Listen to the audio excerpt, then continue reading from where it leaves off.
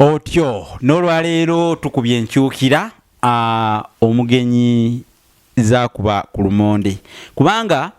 bulijjo omulengangwa bw'asuula emitembo gye mu ntembo olw'omanya nti wamma enkaada kwe zinaasinziira nazo okwetiribooseza okufaananako omwana alina nnyina kale buwoomi bw'amakeera bukuyigisa ekidaalimbo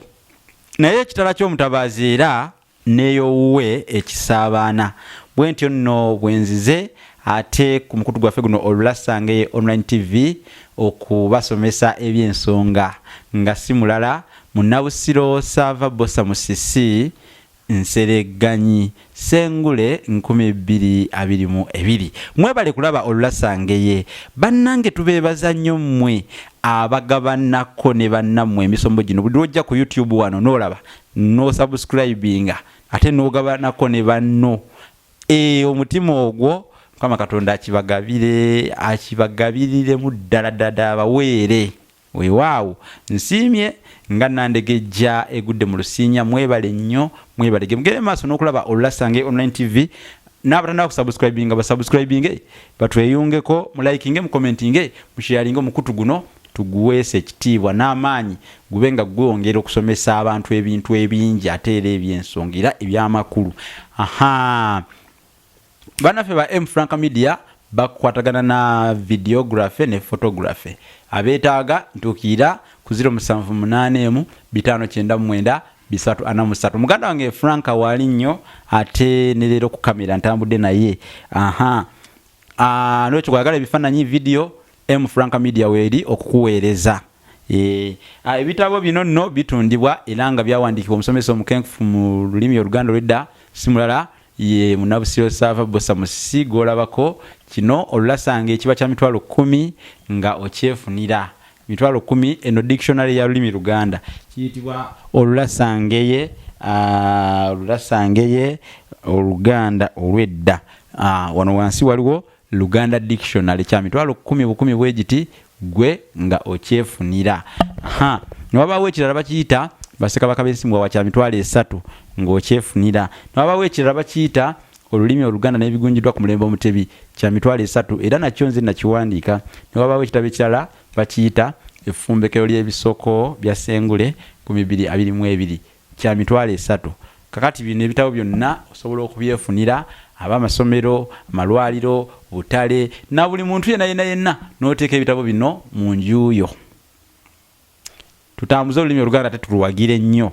yita ku 0784599343 nawe neetaaga ng'olinako kyeweebuuza osobola okutuukirira ng'oyita ku simu eyo mpozi n'ekirala tuli mu kuwandiika ekitabo ekiyitibwa Enjogera n'engero z'Abaganda mu buziba tusaba mikwano gyaffe mutukwatireko mutusuule omukono abali abatulaba abali yonna gye muli ne woba oli bweru wa ggwanga WhatsApp yeeyo gye nkuwadde +256 781 599 343 nga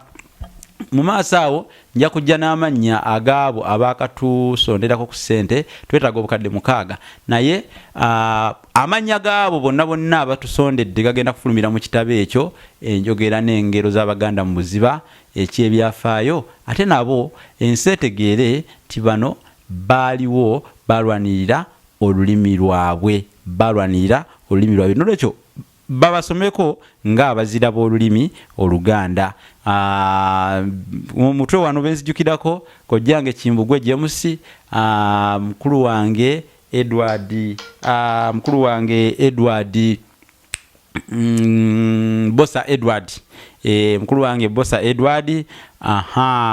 Bosa Edward oyo ali UK era y'omukubo waliwo Isaac Mat Magoba Mugumira omukubo waliwo mukulu katono kewaza Segawa Saabalasange katono kewaza Segawa basajja bivule era naye wali nnyo mukulu Richard omukulu bamuyita Richard erinnya ligenda okunva mutwe Saalongo ono Saalongo Kakumba Richard Saalongo Kakumba Richard naawe webale nnyo webalire ddala abo abalala babadde batusuubiza nti bagenda kutukwatirako ekitabo ekyo kiggwe naye tebannatuuka katusabe nabo batuukirize bambi tulabe nammwe mwenna kutegeeza naawe yita ku ssimu 078 599 343 kati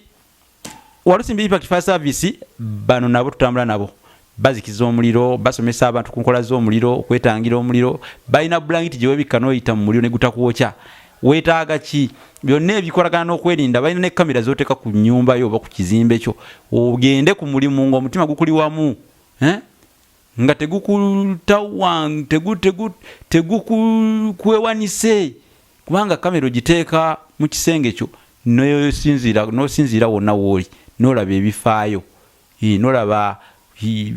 n'omanya ani ono lukololera mu ntembo ng'osinziira ku kamera ezo balina buno waliwo buno obuwunyiriza omuliro nga gunakwata ne bukulabula obuuma babulina ate bekwata balina ne fire extinguisher bali wali emabega wa Kamwensi shopping mall ku ludde Ettula oba ku Kidda ku Lumansi we basangibwawo mabega wa Kamwensi shopping mall kakati tugenda kusoma ekisoko kino ow'ekalungu omutaka w'ekalungu yani bwe twogera ku mutaka ow'ekalungu tuba tutegeeza omusota nodde ekyo ow'ekalungu gwe musota oba semusota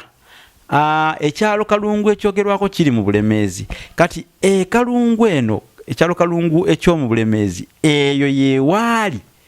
omusota omunene ogwateganyanga abantu n'okubajojjobyanga olutatadde oba oluteeteru kale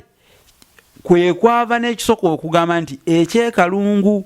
bwe tubale tujja mu kkubo tusanzeemu omutaka w'ekalungu oyinza obutategeera nno kyategeeza bwe mba sikubuulidde naye kati mwesiimye mwafuna omukutu guno ogubabuulira ebintu bino kati otegedde amakulu g'ekyo era olisinga kugamba nti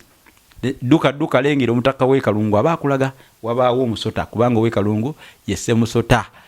kale Kalungu yayogerwako kyalo kisangibwa eyo musaza lya Kabaka ery'e Bulemeezi muli balabi balungi ate era abawuliriza mugende mu maaso n'okusubscribinga ate n'okusharinga muzigirire abantu omukutu guno kakati mwabali eyo nga mulina kampuni zammwe kampani muziyete tuzirange mulange naffe bagamba wali akagga wagwana kasumbyo mujje mulange naffe ku mukutu guno tutambuze Oluganda owagira olulimi lwo ate naawe ne tukutumbula nga tulanga bizinensi yo ku miwendo egisoboka eri buli munnayuganda tetusosola muganda si muganda buli alina bizinensi ye tumulanga mbadde ne muganda wange Frank ku kamera wa M Frank Media abalina ekifaananyi ekisinga mu nsi yonna ekirungi kwanjula mbaga mikolo gyonna bifaananyi video batuukire ontuukira ku 078 599 nkubulire bisingawo kale mubeere bulungi tetujja kukuba nduga butanyuka awangaale maaso moogi